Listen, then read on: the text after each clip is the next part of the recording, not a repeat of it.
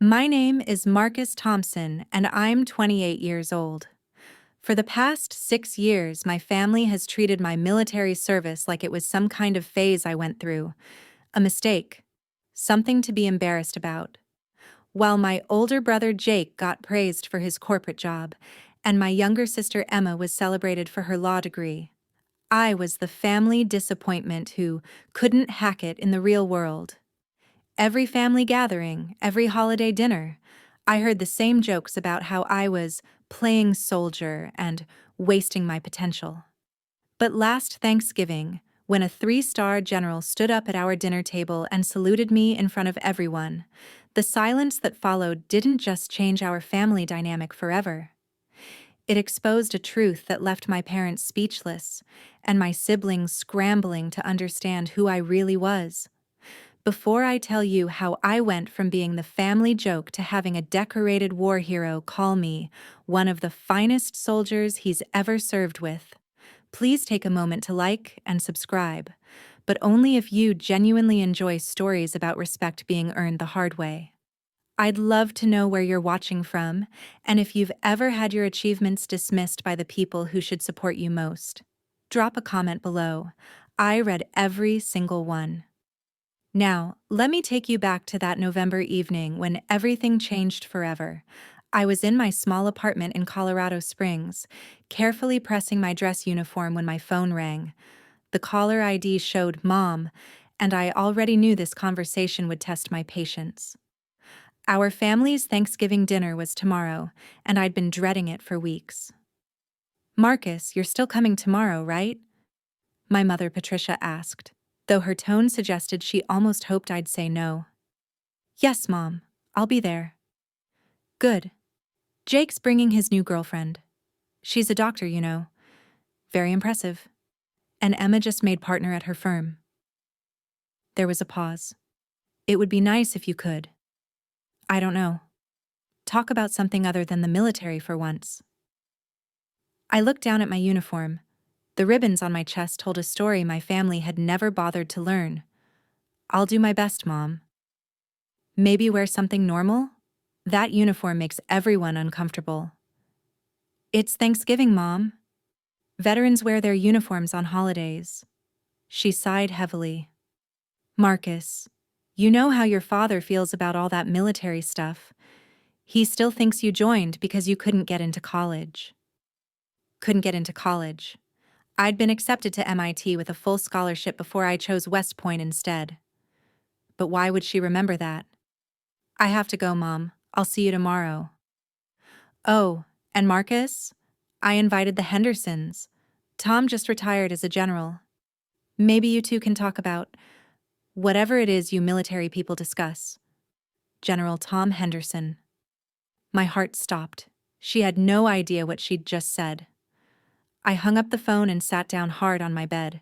General Henderson wasn't just any retired general. He was my former commanding officer in Afghanistan. The man who'd personally recommended me for the Medal of Honor. The man who'd seen me carry 3 wounded soldiers to safety under enemy fire while directing an evacuation that saved 42 lives. The man who knew the truth about who Marcus Thompson really was. For 6 years, I'd kept my military achievements private. Not because I was modest, but because every time I'd tried to share something meaningful about my service, my family had found a way to diminish it. When I'd mentioned being promoted to staff sergeant, my father had said, "Well, they have to promote someone, I guess." When I'd tried to explain my role in counterintelligence, my brother Jake had laughed and said, "So you're like a military mall cop?" After enough conversations like that, I'd stopped trying. It was easier to let them think I was just another soldier than to keep fighting for recognition I'd never receive. But General Henderson knew better.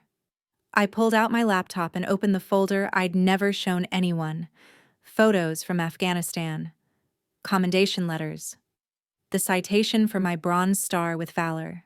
The Silver Star recommendation that had been upgraded to something even higher. All of it hidden from the family who thought I'd wasted my life. My phone buzzed with a text from Jake. "Mom says you're coming tomorrow. Try not to bore everyone with war stories, okay? Emma's bringing her boyfriend, and he's a Rhodes Scholar. Let's try to keep the conversation intellectual. Intellectual. As if my degree from West Point in systems engineering wasn't intellectual enough.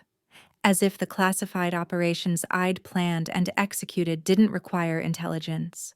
As if saving lives in combat was somehow less worthy than pushing papers in a law firm. I looked at my uniform hanging on the door. Tomorrow, General Henderson would see those ribbons and he'd know exactly what they meant. He'd know about the night in Kandahar when I'd held a forward position alone for 6 hours while our medics evacuated casualties. He'd know about the intelligence network I'd built that prevented 3 major attacks on American bases. He'd know about the young Afghan translator I'd risked my life to save, who was now safely in America with his family because of my actions. Most of all, he'd know about the mission that had earned me the highest honor our nation can bestow on a soldier. For the first time in years, I was actually looking forward to Thanksgiving dinner. The next morning, I drove the 4 hours from Colorado Springs to my family's home in Denver. The house looked exactly the same as it had since my childhood. A beautiful colonial in an upscale neighborhood where image mattered more than substance. My father's BMW and my mother's Mercedes sat in the driveway next to Jake's Tesla and Emma's Audi. My 10-year-old Honda Civic looked out of place, which was probably intentional. I pulled my dress uniform from the garment bag and put it on with extra care. Every ribbon was perfectly aligned, every crease sharp enough to cut paper. The Purple Heart sat next to the Bronze Star with Valor, which sat next to the Silver Star, which sat next to ribbons most people would never recognize, but that told the story of who I really was. At the very top, in the place of honor, sat a ribbon that fewer than 3,500 living Americans were authorized to wear. The ribbon that represented the mission in Helmand Province where everything had changed. The mission my family knew nothing about. I rang the doorbell at exactly 2 p.m. as requested. My mother opened the door and immediately frowned at my uniform. "Marcus, I thought we discussed this." "We did. I told you I'd be wearing my dress uniform." She stepped aside reluctantly. "Well, at least you look neat." The house was full of people. Extended family, family friends, and there in the living room, talking to my father, was General Henderson.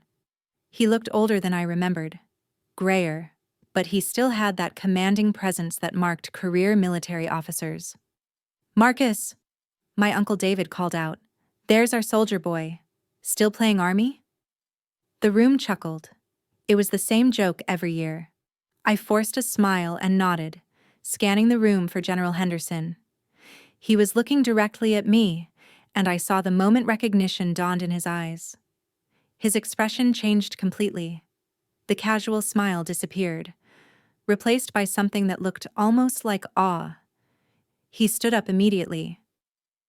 "Ladies and gentlemen," he said in a voice that commanded attention. "I need to interrupt for just a moment." The room quieted, all eyes turning to him. General Henderson walked directly to me, his eyes never leaving mine. As he got closer, I could see him taking in my ribbons, his expression growing more intense with each step. When he reached me, he stopped 3 feet away and came to attention. Then he saluted me. Not a casual wave, not a friendly gesture. A full military salute, held with the precision and respect reserved for the highest honors. "Staff Sergeant Thompson," he said, in a voice that carried across the silent room. "It is an honor to see you again." The room was dead silent. My family stared in confusion. Uncle David's mouth hung open. My mother looked like she'd seen a ghost. "General Henderson, sir," I replied, returning his salute with equal precision. "The honor is mine." He held his salute for another moment, then dropped his hand. But he didn't step back. "Folks," he addressed the room, "I need to tell you something about this young man. You clearly don't know who you have in your family." My father stepped forward. "Tom, I'm sure Marcus has told you all sorts of stories, but..." Stories? General Henderson's voice cut through the air like steel. Sir, with all due respect, your son doesn't tell stories, he makes history. He turned back to me, and I could see emotion in his eyes. Real emotion. Tell me, Staff Sergeant, are you still unable to discuss Operation Phoenix Dawn? Operation Phoenix Dawn, the classified mission that had changed everything. The mission that had earned me a recognition so high that even now, 2 years later, most of the details remained classified. Some aspects remain classified, sir, but the basics have been declassified as of last month. General Henderson nodded slowly. Then perhaps it's time your family learned who you really are. He turned to address the room, his voice taking on the formal tone of a military briefing. Ladies and gentlemen, I had the privilege of serving as Marcus Thompson's commanding officer during some of the most difficult operations in Afghanistan. What I'm about to tell you is a matter of public record, though I suspect none of you have bothered to look it up. My mother was gripping the back of a chair. Jake had gone pale. Emma was staring at me like she'd never seen me before. Your son, your brother, your nephew, General Henderson continued, is one of the most decorated soldiers of his generation. The ribbons on his chest represent acts of valor that saved hundreds of American lives and prevented attacks that would have changed the course of the war. He pointed to my Purple Heart. This represents wounds received in combat while saving the lives of his fellow soldiers. Then, to my Bronze Star with valor. This represents exceptional heroism under enemy fire. Then to my Silver Star. This represents gallantry in action against an enemy of the United States that goes above and beyond the call of duty. The room was so quiet I could hear my own heartbeat. General Henderson's voice softened slightly. But it's this ribbon, he said, pointing to the one at the top of my chest. That tells the real story. My Aunt Susan spoke up nervously. What? What is that one? General Henderson looked directly at her. Ma'am, that is the ribbon for the Medal of Honor, the highest decoration for valor in combat that our nation can bestow. You could have heard a pin drop. Your Marcus, he continued, is a Medal of Honor recipient, one of only 3,507 living Americans to hold that distinction. My mother gasped audibly. Jake's mouth fell open. Emma actually stumbled backward. I'm sorry, my father said weakly. There must be some mistake. Marcus never mentioned. Because he's humble, General Henderson interrupted. But I was there. I recommended him for this honor personally after witnessing the most extraordinary act of courage I've seen in 35 years of military service. He turned back to me.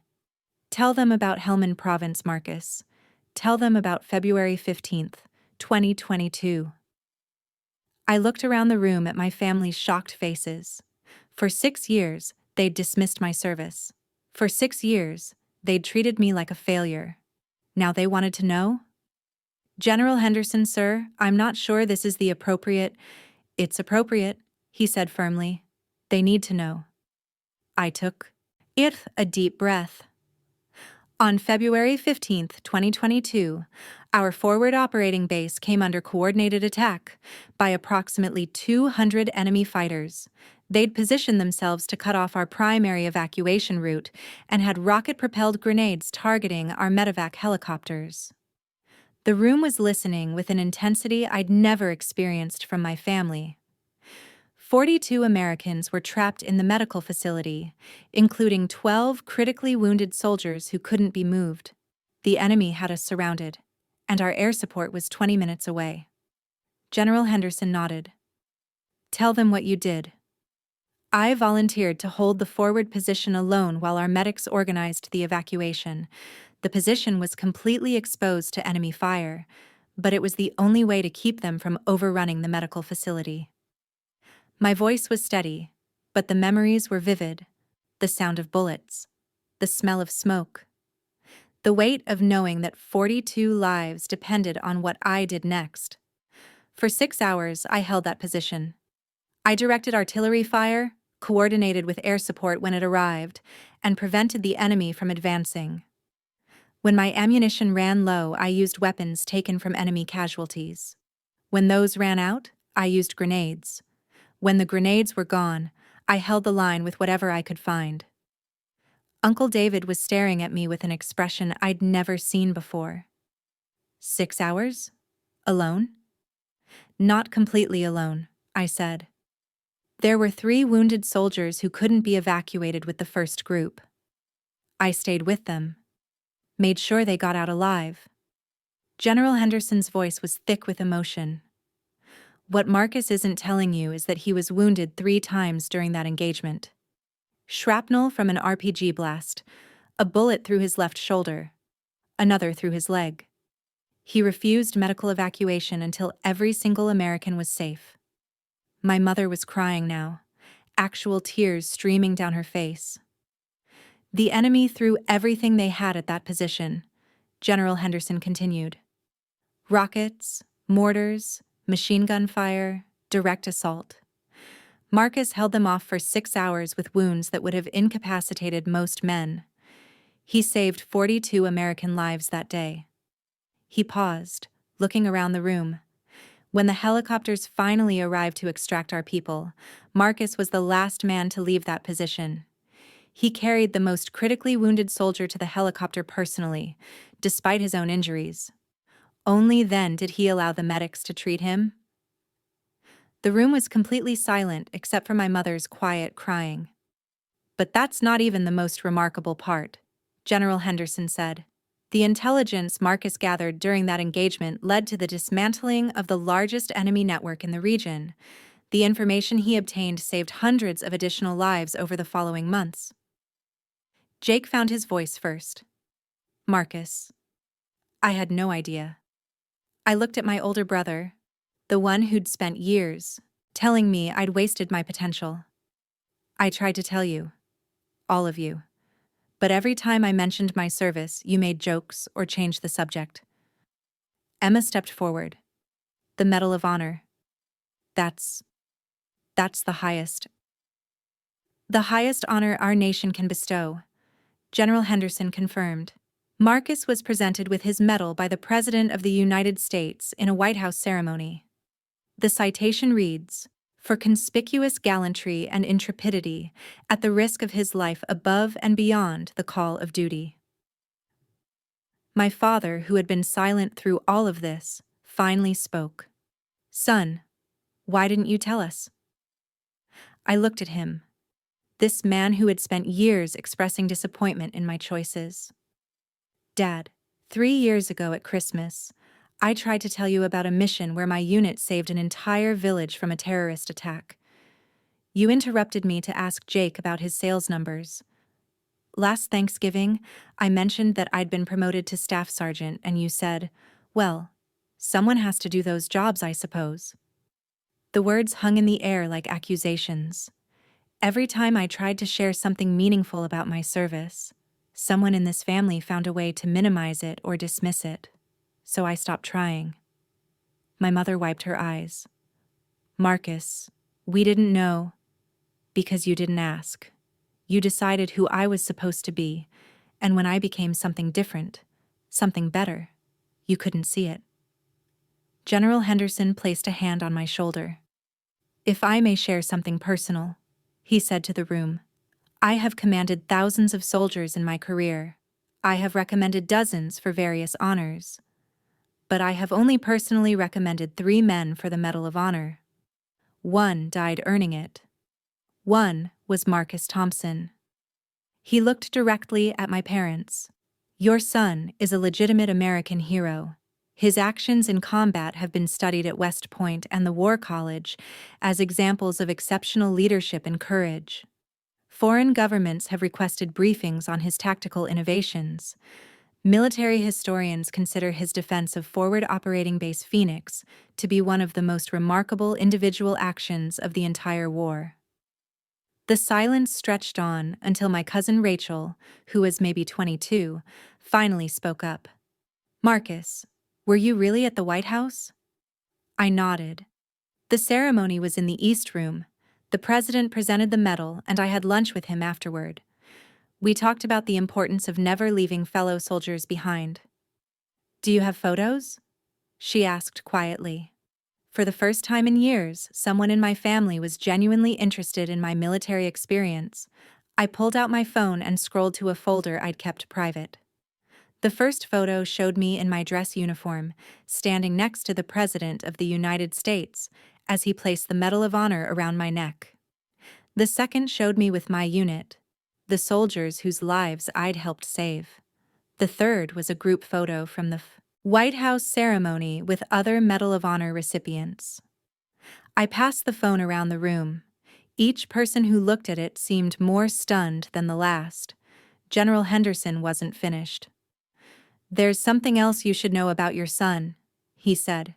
After his combat service ended, Marcus was offered a position at the Pentagon. Strategic planning.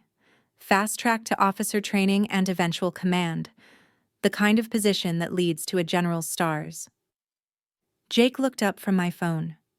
"What happened?" "I turned it down," I said simply. "You turned down—" My father started, then stopped. "Why?"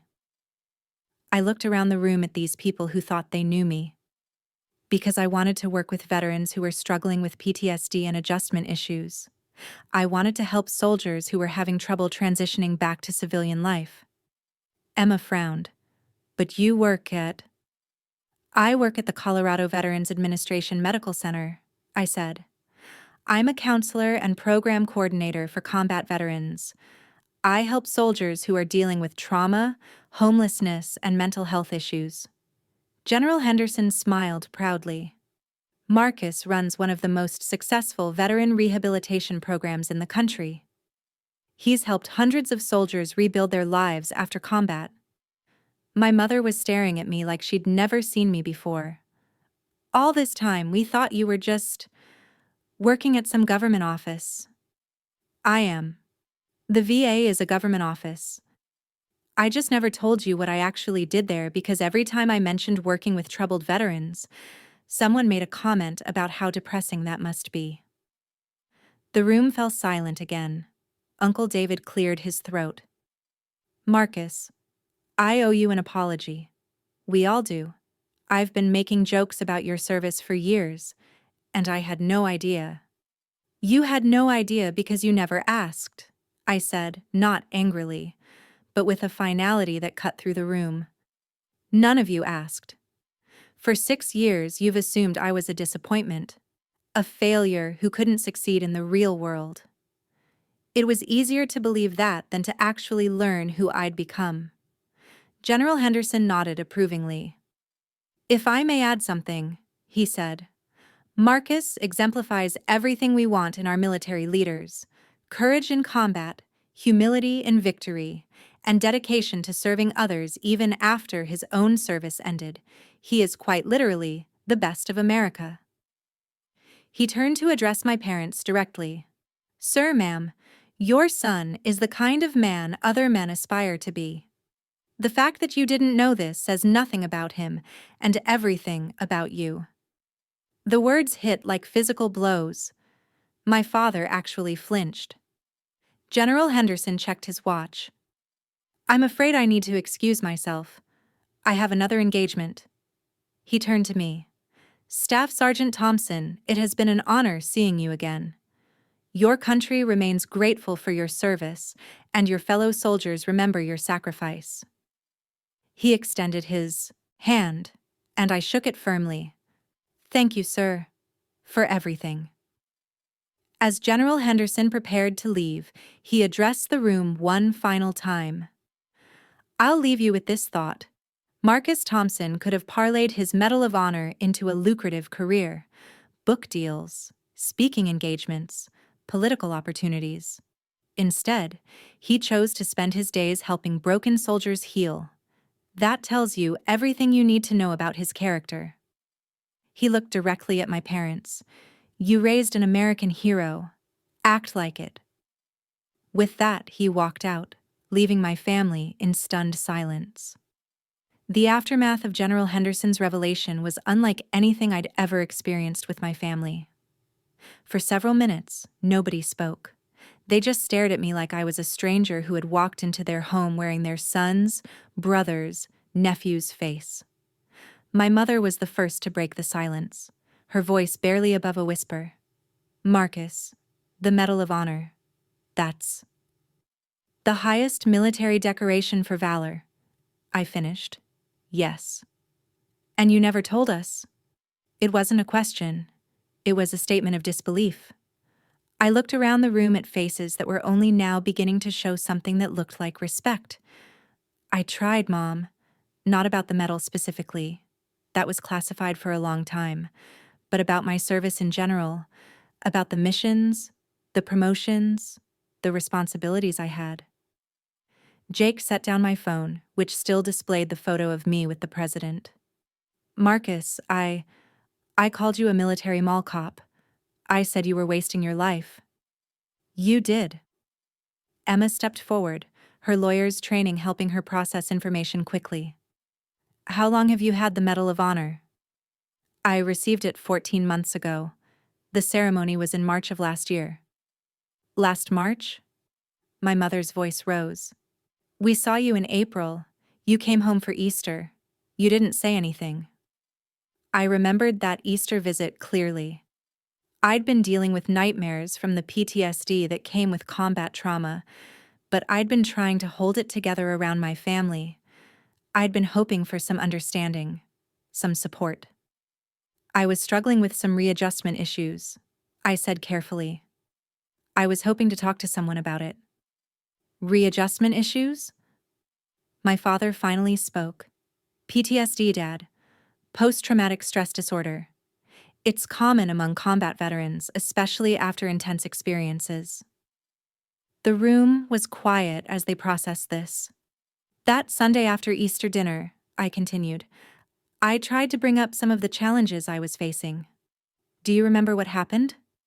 My mother's face went pale. Oh, Marcus. You told me I needed to get over it and move on with my life. You said dwelling on the past wasn't healthy. Jake suggested I try yoga. The memories came flooding back. I'd been sitting in their living room, trying to find the words to explain how the sounds of fireworks made me hit the ground, how crowded spaces made me panic, how I was having trouble sleeping because of nightmares about the soldiers I couldn't save. I'd been reaching out for help from the people who should have supported me. Instead, I'd gotten life advice about positive thinking. I was trying to tell you that I was struggling with the aftermath of combat operations where I'd saved dozens of lives, but watched good friends die. I was trying to explain that transitioning from being responsible for life and death decisions to civilian life was harder than I'd expected. Emma was crying now too. We didn't understand. Because you didn't want to understand. It was easier to see me as someone who couldn't handle normal life than to acknowledge that I'd experienced things none of you could imagine. Uncle David spoke up. Marcus, when you say combat operations, I mean exactly that. Direct engagement with enemy forces trying to kill American soldiers. Firefights that lasted hours. Explosions that killed people standing 3 feet away from me. Decisions where choosing wrong meant soldiers died. The weight of my words settled over the room. After 6 hours of holding that position in Helmand Province, I'd killed 17 enemy fighters, 17 human beings who were trying to kill my soldiers and the wounded Americans we were protecting. I was 26 years old, and I had to live with that. My mother gasped softly. When I came home and tried to talk about readjustment challenges, you offered me yoga classes and told me to think positive. Do you understand how that felt? The silence stretched on until my cousin Rachel spoke up again. Marcus, can I ask you something? I nodded. Are you okay now? I mean, with the PTSD? It was the first time anyone in my family had asked about my well-being in relation to my military service. Actually asked, not just assumed. I'm better. The VA has excellent programs for combat veterans. I work with a therapist who specializes in combat trauma. I've learned coping strategies, and I've found that helping other veterans deal with similar issues has been healing for me too. Is that why you turned down the Pentagon job? Jake asked. To work with other veterans? Partly. I wanted to use my experience to help soldiers who were struggling like I was, but also because I realized that the military had taught me leadership skills and given me experiences that could make a real difference in people's lives. I pulled out my phone again and scrolled to a different folder. Can I show you something? I found the photo I was looking for and passed the phone to my mother. It showed me with a group of about 20 veterans at a graduation ceremony. This was last month. These are veterans who completed our 6-month rehabilitation program. Every one of them was homeless when they started. 3 were suicidal. 2 were struggling with severe addiction issues. My mother studied the photo. They look happy, healthy, employed. All 20 of them are now in stable housing. 18 have jobs. 15 are enrolled in education programs. 3 have started their own small businesses. I took the phone back and scrolled through more photos. This program exists because my experience in combat taught me how to make quick decisions under pressure, how to lead people through crisis situations, and how to never give up on someone who's struggling. Emma wiped her eyes. Marcus, I had no idea you were doing anything like this. Because you never asked what I did at work. You knew I worked for the VA, but you assumed it was some low-level government job because that fit your narrative about my life. My father spoke up. What narrative? I looked directly at him. That I'd joined the military because I couldn't succeed in college. That I was wasting my potential. That I was the family disappointment who couldn't make it in the real world? The words hung in the air like an indictment. Dad, I graduated from West Point with a degree in systems engineering. I was commissioned as an officer in one of the most competitive programs in the military. I served in combat operations that saved hundreds of lives and dismantled terrorist networks. I received the highest honor our nation can give a soldier. And then I chose to use those experiences to help other veterans rebuild their lives. I paused, looking around the room. At what point in that story do you see failure? My father's face was red, whether from embarrassment or emotion, I couldn't tell. Son, we didn't understand. Because you didn't try to understand. Every conversation we had about my life, you steered toward Jake's sales achievements or Emma's law career. Every time I mentioned military service, someone made a joke or changed the subject. Jake spoke up. Marcus, I'm sorry. I'm genuinely sorry. I don't know what I thought. You thought I was a screw-up who joined the army instead of getting a real job. You told people I was playing soldier while you were building a career. That was wrong of me. It was. But it was also revealing. It showed me that my family valued certain types of success over others. Corporate jobs over military service. Making money over saving lives. Personal achievement over serving others. Emma stepped forward. That's not fair, Marcus. We just didn't understand what you were really doing. Whose fault is that, Emma? I tried to tell you. Multiple times. Remember my first Christmas home after deployment?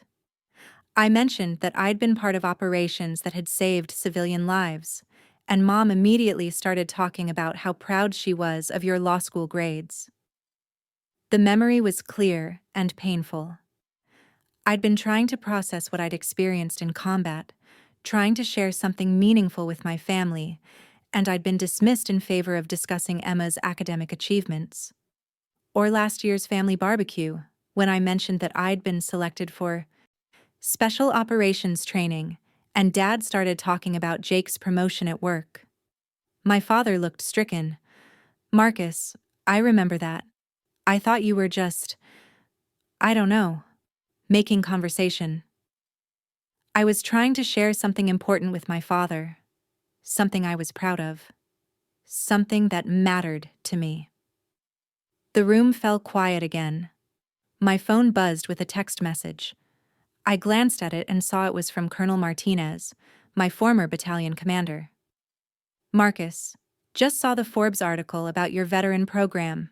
Incredible work. America is lucky to have you.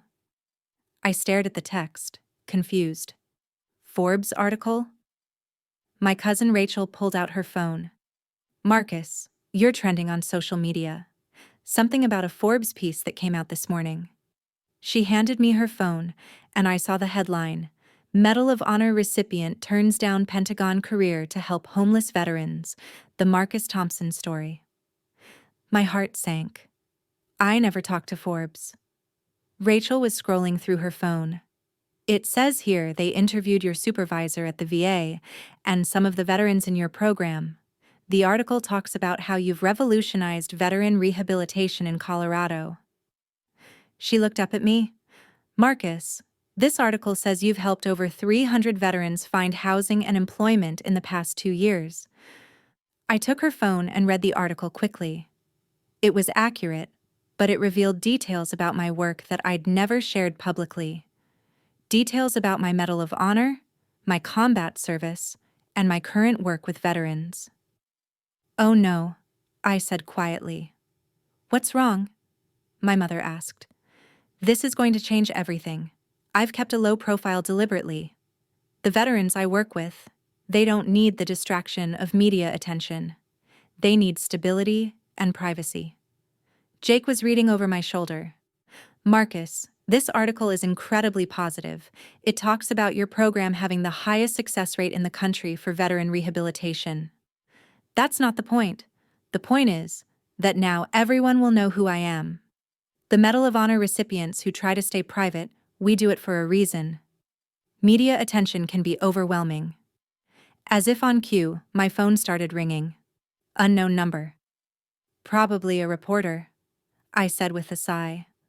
I declined the call, but it immediately rang again. Then again. Emma was still reading the article on Rachel's phone. Marcus, listen to this quote. Staff Sergeant Thompson represents the very best of American military service. His transition from combat hero to veteran advocate demonstrates that true service never ends. That's from General Henderson. General Henderson had given an interview about me, probably after he'd left our house.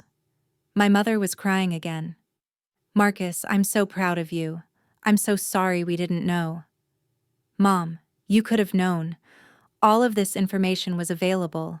You could have Googled my name any time in the past 6 years and found out about my military service, my awards, my current work.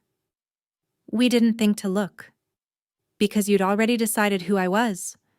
You were so convinced that I was a failure that you never bothered to find out who I'd actually become. My phone rang again. This time I recognized the number. It was my supervisor at the VA. I need to take this, I said, stepping into the kitchen. Marcus, thank God you answered. The phone has been ringing nonstop. CNN, NBC, Fox News. They all want interviews. The Secretary of Veterans Affairs called. He wants to discuss expanding your program nationally. I sat down hard at the kitchen table. Sarah, I never wanted this kind of attention. I know, but Marcus, this is good attention. The article is bringing awareness to veteran issues. We've already had 6 other VA centers call asking for information about replicating your program. Through the kitchen doorway, I could see my family huddled around Rachel's phone, reading what I assumed were more articles or social media posts about me. There's something else, Sarah continued. The White House called. They want to know if you'd be interested in a position developing veteran policy at the federal level. The White House. Again. Sarah, I need some time to think about all this. Of course. But Marcus, you should know, the article has already generated over $2 million in donations to veteran programs nationwide. Your story is inspiring people to support veteran causes. After I hung up, I sat in the kitchen for a few minutes, trying to process everything that had happened in the span of 2 hours. I'd gone from family disappointment to viral news story. I walked back into the living room, where my family was engaged in animated conversation about the articles they were reading. "Marcus," Jake said as soon as he saw me, "there are 12 different news articles about you. 12. And they're all saying the same thing, that you're a hero who's dedicated his life to helping other veterans." "This Twitter thread has 40,000 likes," Rachel added, showing me her phone. "It's all about how you turn down prestigious job offers to work with homeless veterans." Emma looked up from her own phone. "The governor of Colorado just tweeted about you. He called you a Colorado treasure and an American hero." I sat down on the couch, feeling overwhelmed.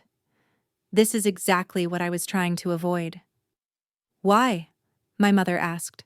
"Marcus, this is wonderful. Everyone can see how amazing you are." "Because the veterans I work with don't need this kind of circus. They need quiet, steady support. They need programs that focus on them, not on me."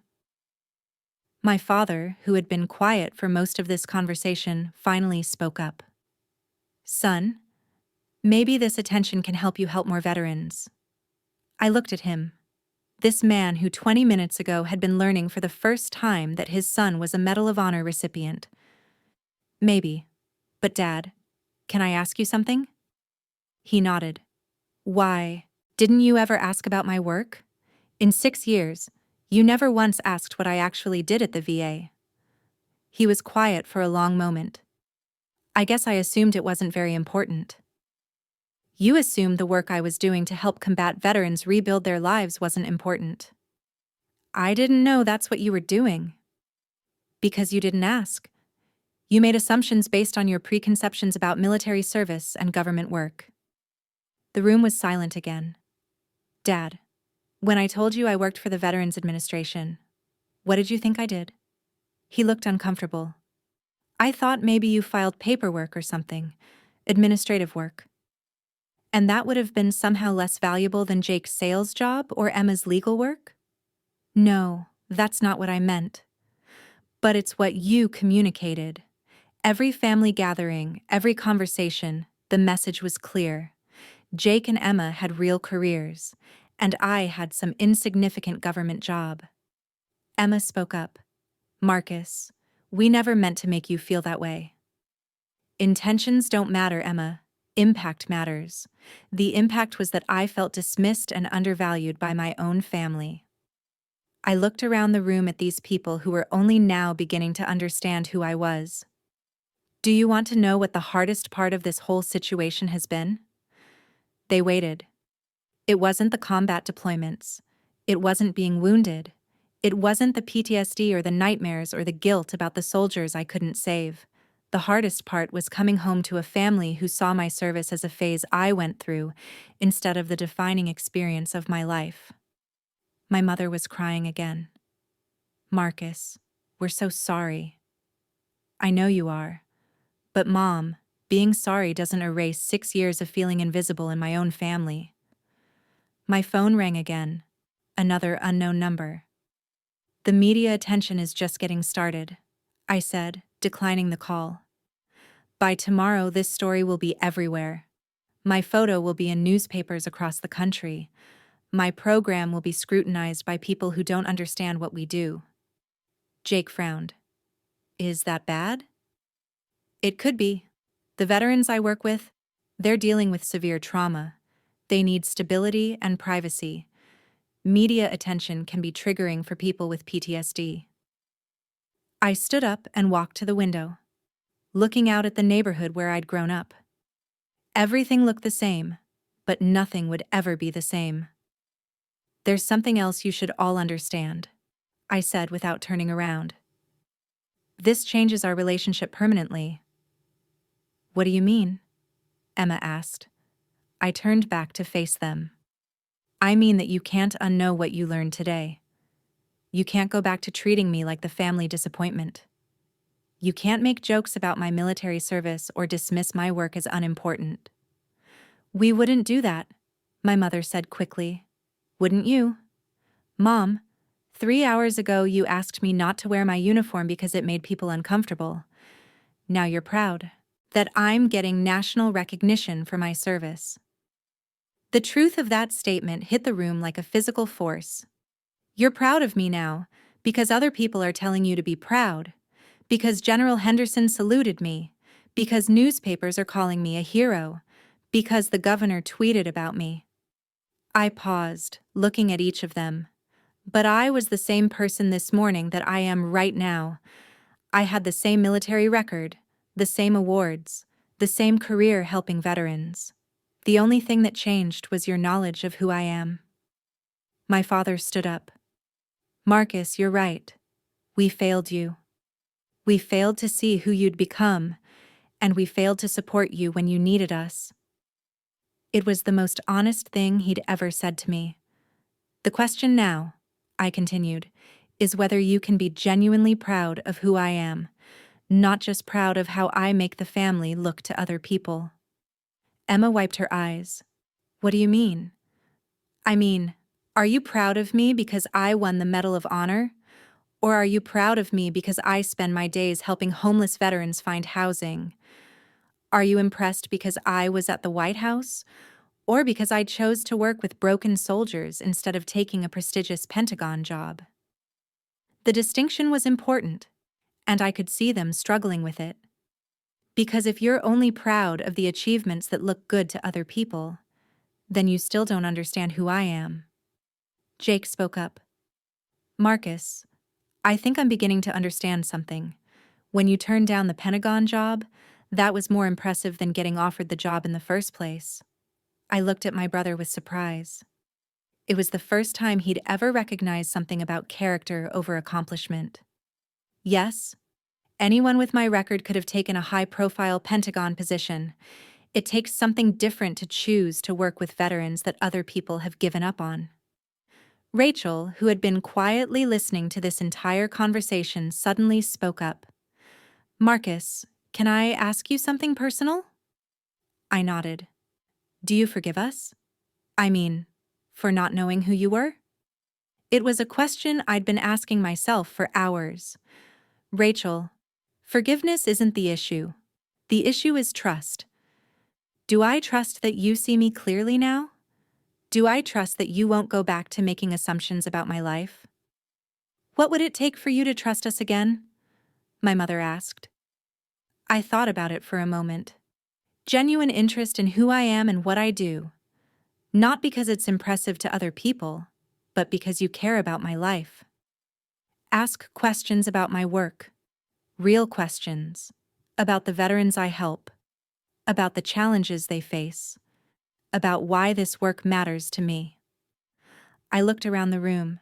Support veteran causes, not because I work with veterans, but because you understand that veterans deserve support.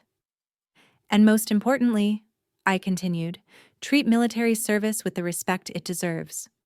Not just my service, but all military service. Understand that people who serve in the military are making sacrifices for others. My phone buzzed with another text. This one was from Tony Martinez, one of the veterans in my program. Marcus, just saw the news about you. Want you to know that you saved my life, man. Not just from homelessness, but from giving up completely. You're a real hero.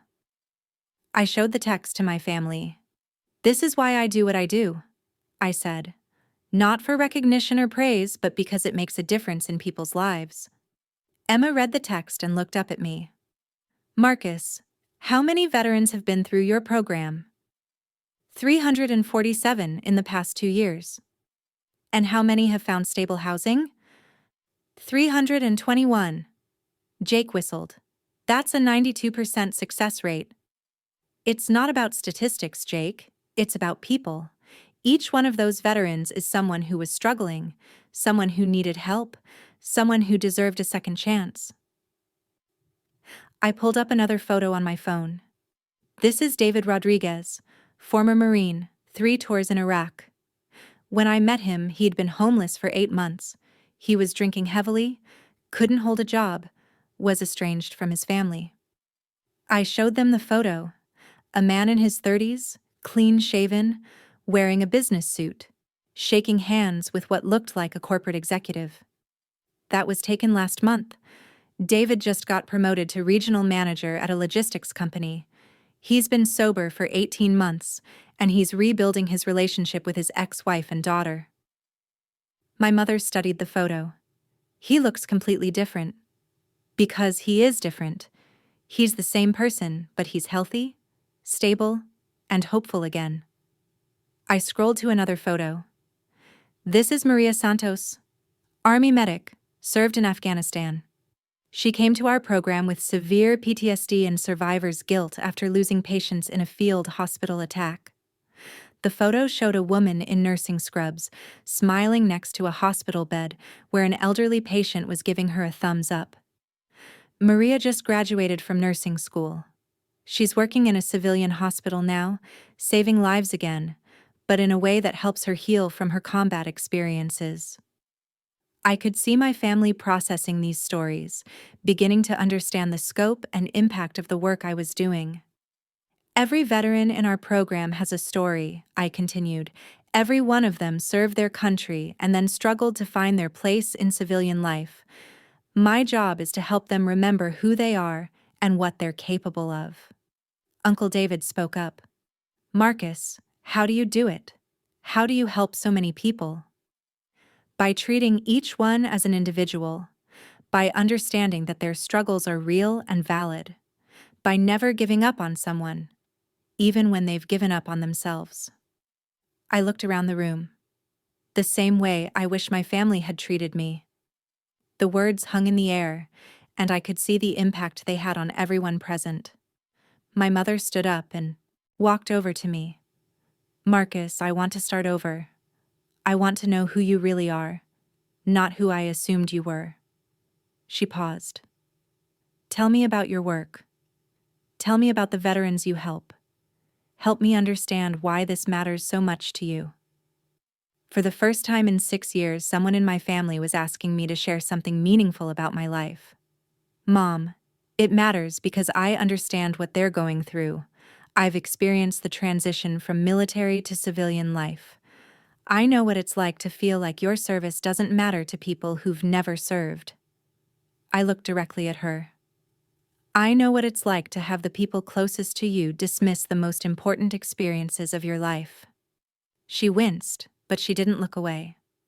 When I work with veterans who feel invisible, who feel like their service was meaningless, who feel like nobody understands what they've been through, I know exactly how they feel. Because that's how we made you feel, Jake said quietly. Yes. And because I found ways to deal with those feelings, to heal from that experience, I can help them do the same. Emma was crying again. Marcus, I'm so sorry. We turned your pain into something that helps other people, but we caused that pain in the first place. I nodded.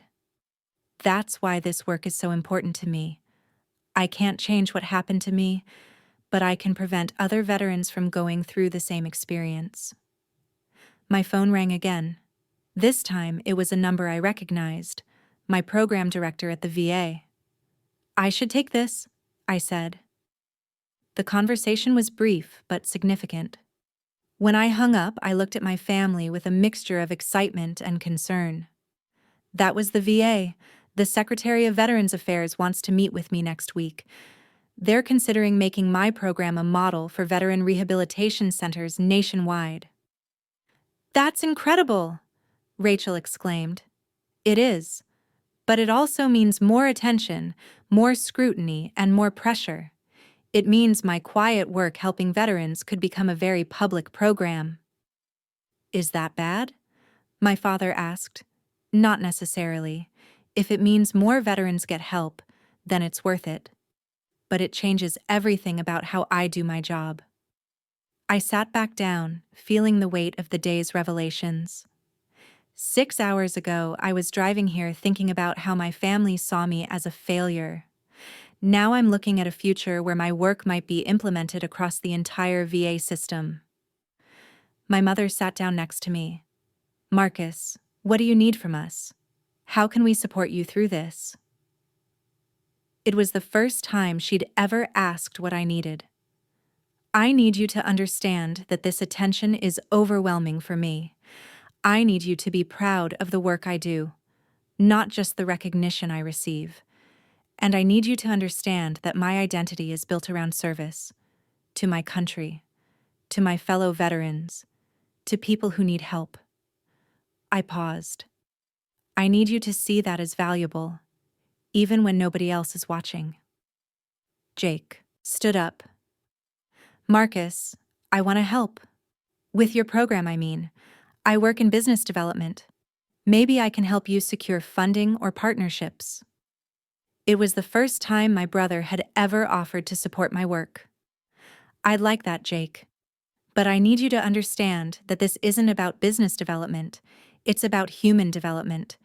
The metrics that matter aren't profit margins. Their lives changed. I understand. I want to learn. Emma spoke up next. Marcus, I work with government contracts and policy development. If the VA is looking at expanding your program, you might need legal support for compliance and implementation. That could be helpful, Emma, but again, I need you to understand that this isn't about legal technicalities. It's about making sure veterans get the help they need, even when the system is complicated. I want to help because it's the right thing to do, she said, not because it looks good for my career. For the first time in years, I felt like my family might actually understand who I was and what mattered to me. My phone buzzed with a text from General Henderson. Marcus just finished a conference call with the Pentagon. They're very interested in your veteran program. You're changing lives and changing policy. Well done, soldier. I showed the text to my family.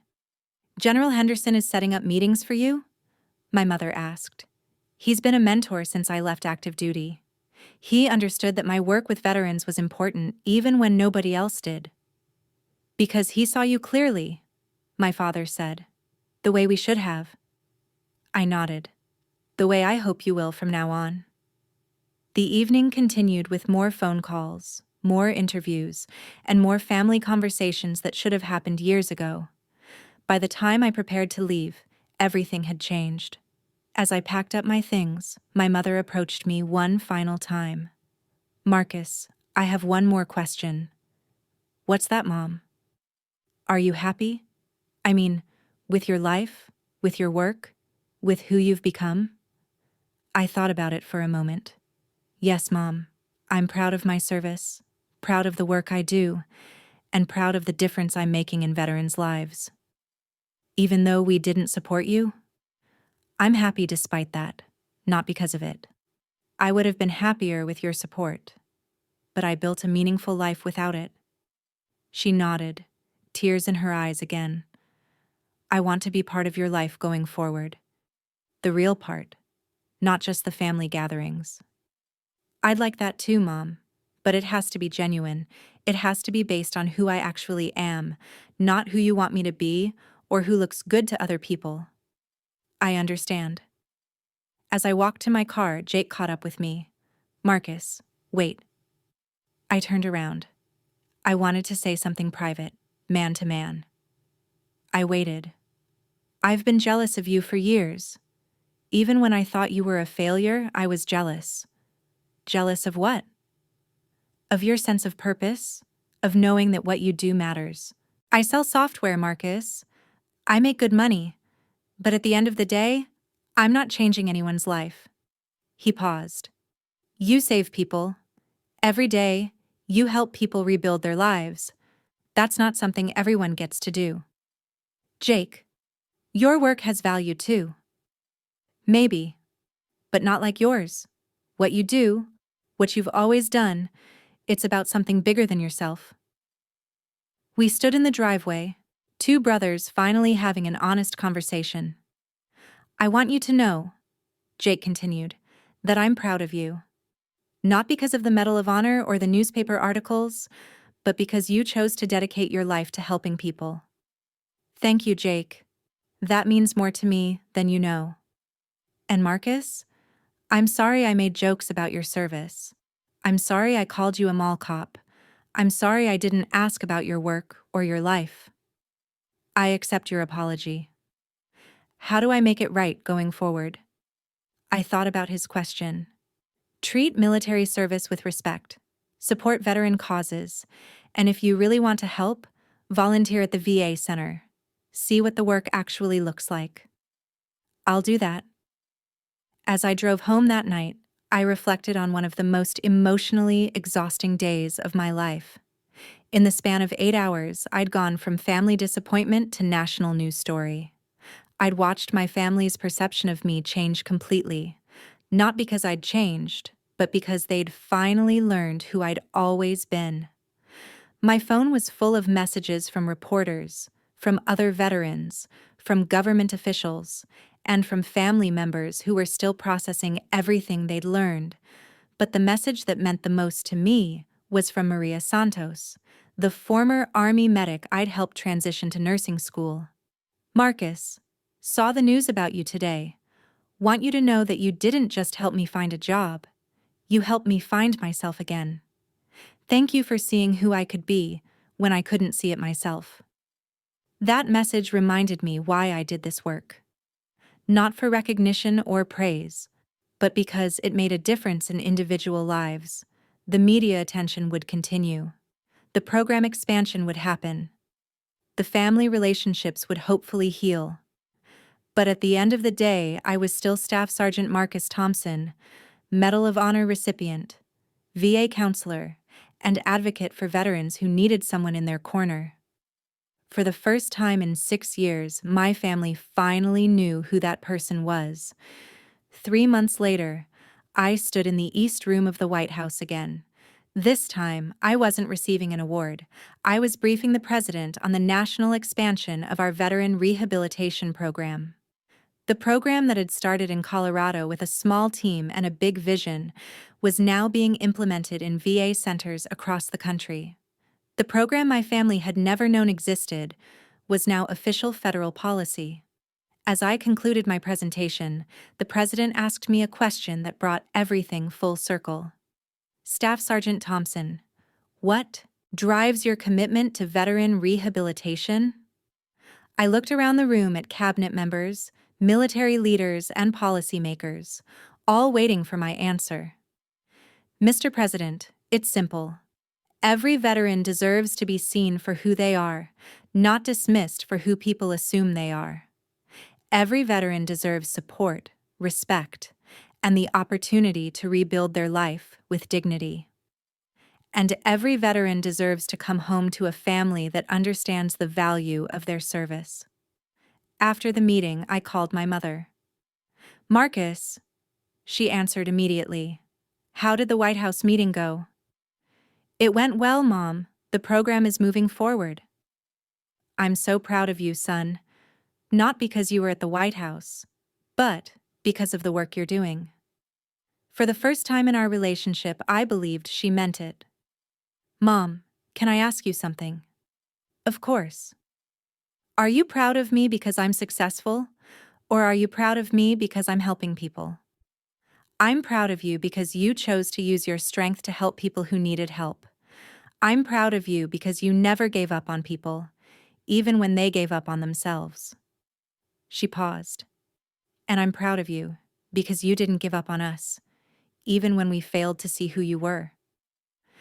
6 months after that Thanksgiving dinner that changed everything, my family relationships had been completely transformed. Jake now volunteered at the VA center twice a month. Emma had helped us navigate the legal complexities of the program expansion. My parents had become advocates for veteran causes in their community. But more importantly, they had become genuinely interested in my life and work. They asked questions, offered support, and treated my service with the respect it deserved. The recognition continued. Forbes named me to their 30 Under 30 list for social impact. CNN did a feature story on the program. The Military Times named me Veteran of the Year. But the recognition that mattered most came from the veterans themselves. From David Rodriguez, who sent me a photo of his daughter's high school graduation. From Maria Santos, who invited me to her nursing school commencement. From Tony Martinez, who called to tell me he'd been promoted to supervisor at his job. These were the victories that mattered. Individual lives changed, families reunited, futures rebuilt. As I write this, our program has helped over 800 veterans find stable housing and employment. We've expanded to 15 states, with plans for nationwide implementation within 2 years. The kid who was dismissed as a family disappointment is now helping to reshape how America treats its veterans. But the most important change wasn't in my career or public recognition. It was in my family's understanding of who I'd always been. If you've ever felt invisible in your own family, if you've ever had your achievements dismissed by the people who should support you most, if you've ever wondered whether your service or sacrifice matters, I want you to know something. Your value doesn't depend on other people's ability to see it. Your worth isn't determined by other people's recognition. Your service matters, whether anyone acknowledges it or not. But when the people who matter most finally understand who you are and what you've accomplished, when they finally see your value and treat you with the respect you've earned, that recognition is worth waiting for. Thank you for joining me on this journey from family disappointment to national recognition. If my story resonated with you, I'd love to hear about a time when you had to prove your worth to people who should have seen it all along. Drop a comment below. Your story might be exactly what someone else needs to hear today. If you believe that service members and veterans deserve respect and support, please share this video with someone who needs to hear it. Subscribe for more stories about people who choose service over self-interest. Remember, you don't need permission to be proud of who you are and what you've accomplished. You don't need validation to know your worth. And you don't need recognition to make a difference in the world. Until next time, this is Marcus Thompson reminding you that true service never ends. It just finds new ways to make a difference. And to every veteran watching this, welcome home. Your service matters. Your sacrifice is appreciated. And your story deserves to be heard. Never forget that you are valued, you are respected, and you are never alone.